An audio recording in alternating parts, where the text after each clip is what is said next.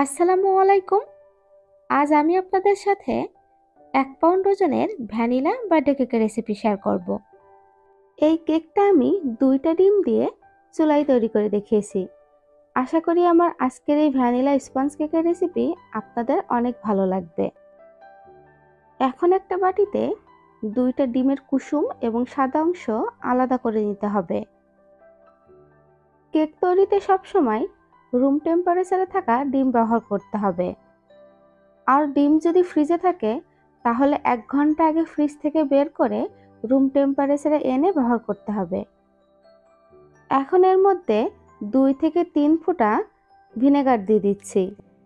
বিভিন্ন রকম আচার তৈরিতে আমরা রাঁধুনি যে ভিনেগারটা ব্যবহার করি, আমি এখানে ওই ভিনেগারটাই ব্যবহার করেছি। এরপর ইলেকট্রিক বিটার দিয়ে বিট করতে থাকবো এবং 1/3 কাপ চিনি অল্প অল্প করে 2 থেকে 3 বারে দিয়ে অ্যাড করে বিট করে নেব।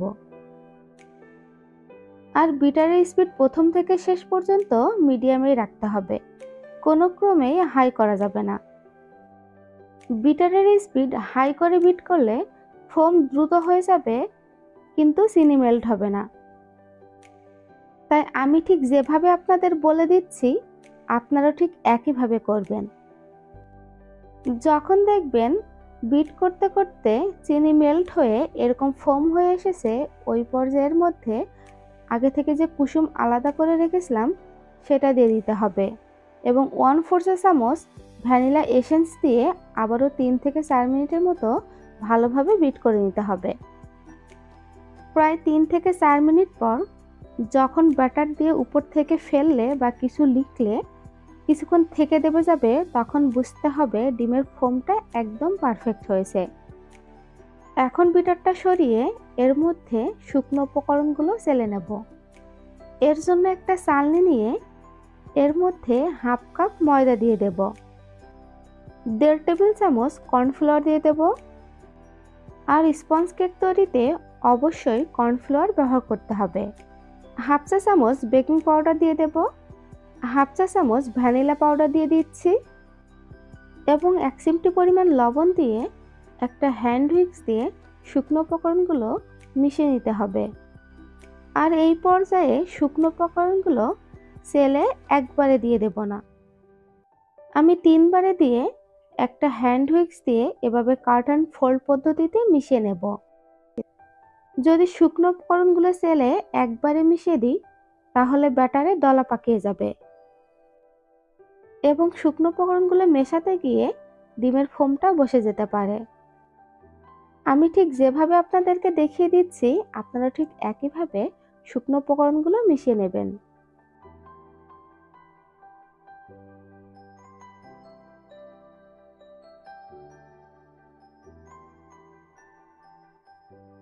শুকনো উপকরণগুলো ভালোভাবে মিশিয়ে নেওয়া হয়ে গিয়েছে।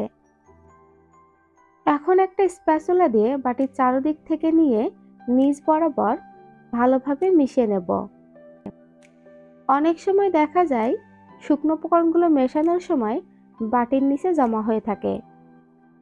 এর জন্য ব্যাটার মোল্ডে ঢালার আগে স্প্যাচুলা দিয়ে একটু ভালোভাবে মিশিয়ে নিতে হবে। আর ব্যাটারের ঘনত্ব কেমন হবে তা নিশ্চয়ই আপনারা দেখে বুঝতে পেরেছেন। এখন একটা 6 ইঞ্চি উঁচু হাইটের মোল্ড নিয়েছি এবং এর মধ্যে বেকিং পেপার বসিয়ে সম্পূর্ণ ব্যাটার ঢেলে নিচ্ছি।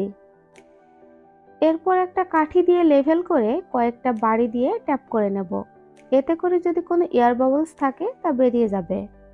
আমি মোল্ডের সাইডে বা নিচে কোনো রকম তেল বা বাটার ব্রাশ করিনি। আগে থেকে চুলায় একটা সসপ্যান বসিয়ে চুলার আঁচ মিডিয়ামে রেখে 10 মিনিট প্রিহিট করে নিয়েছি। এখন কেক মোল্ডটা বসিয়ে দিচ্ছি এবং ঢাকনা দিয়ে ঢেকে চুলার আঁচ মিডিয়াম লোর মাঝামাঝি করে 20 মিনিট বেক করে নিচ্ছি। কেকটা বেক হতে থাক, অন্যদিকে আমরা ফন্ডেন্ট দিয়ে টপার তৈরি করে নেব। আমি এখানে লাল কালারের ফন্ডেন্ট নিয়ে হাত দিয়ে ভালোভাবে গোল করে স্মুথ করে নিয়েছি। এরপর হার্ট শেপের সিলিকন মোল্ডে বসিয়ে এভাবে হাত দিয়ে চেপে চেপে শেপ করে নিতে হবে। আর অবশ্যই মোল্ডের মধ্যে সামান্য পরিমাণে কর্নফ্লাওয়ার ডাস্ট করে নিতে হবে, এতে করে দেখা যাবে সিলিকন মোল্ডের সাথে ফন্ডেন্টটা লেগে যাবে না। একইভাবে আমি বড় এবং মিডিয়াম সাইজের 4টা হার্ট বানিয়ে নেব। আমি যেহেতু হার্টগুলো স্ট্যান্ডিং অবস্থায় রাখবো, এর জন্য হার্টের পিছন থেকে শাসলিকের কাঠি ঢুকিয়ে এভাবে গেঁথে নিয়েছি। সবগুলো তৈরি করে নেওয়ার পর একপাশে রেখে দিচ্ছি। 20 মিনিট পর ঢাকনা খুলে একটা কাঠি দিয়ে কেকটা চেক করে নিতে হবে। কাঠিটা ক্লিন বের হয়েছে, তার মানে কেকটা একদম পারফেক্ট হয়েছে। এখন কেকটা চুলা থেকে নামিয়ে প্লাস্টিক র্যাপার দিয়ে ঢেকে রুম টেম্পারেচারে রেখে ঠান্ডা করে নেব। কেক পুরোপুরি ঠান্ডা হওয়ার পর প্লাস্টিক র্যাপারটা সরিয়ে মোল্ড আউট করে নিচ্ছি।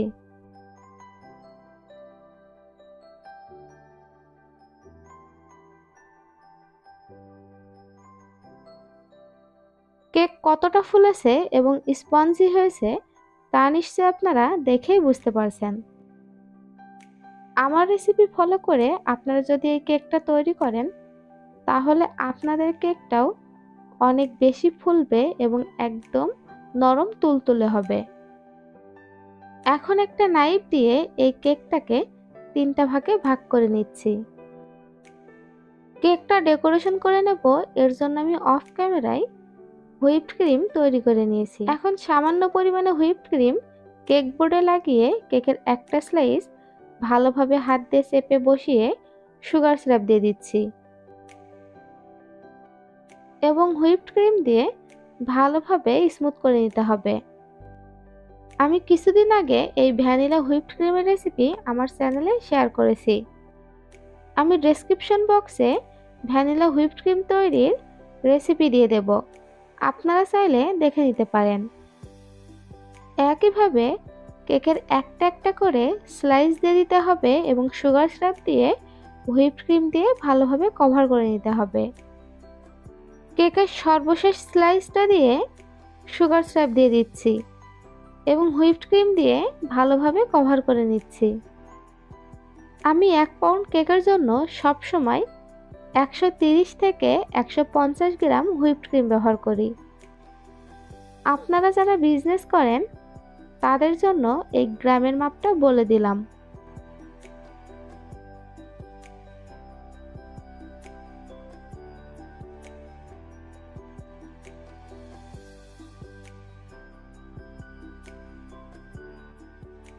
এখন আমি এই কেকের উপরের সাইডে ক্রিম দিয়ে হার্ট বানিয়ে নেব।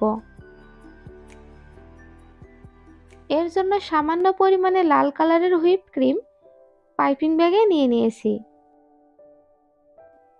এবং পাইপিং ব্যাগের মুখ সামান্য পরিমাণে ছিদ্র করে এভাবে হার্ট তৈরি করে নিচ্ছি। আর আমি কিভাবে হার্টগুলো তৈরি করে নিয়েছি তা নিশ্চয়ই আপনারা দেখেই বুঝতে পেরেছেন। আমি আগে থেকে যে ফন্ডেন্টের টপার তৈরি করে নিয়েছিলাম, এখন এই কেকের মাঝ বরাবর এভাবে স্ট্যান্ডিং অবস্থায় বসিয়ে দেব। আমার আজকের এই কেকের রেসিপি আপনাদের কাছে কেমন লাগলো অবশ্যই আমাকে কমেন্ট করে জানাবেন। আর ভালো লাগলে প্লিজ আমার চ্যানেলটা সাবস্ক্রাইব করবেন এবং ফ্রেন্ডস অ্যান্ড ফ্যামিলির সাথে শেয়ার করবেন। সবাই ভালো ও সুস্থ থাকুন। আল্লাহ হাফেজ।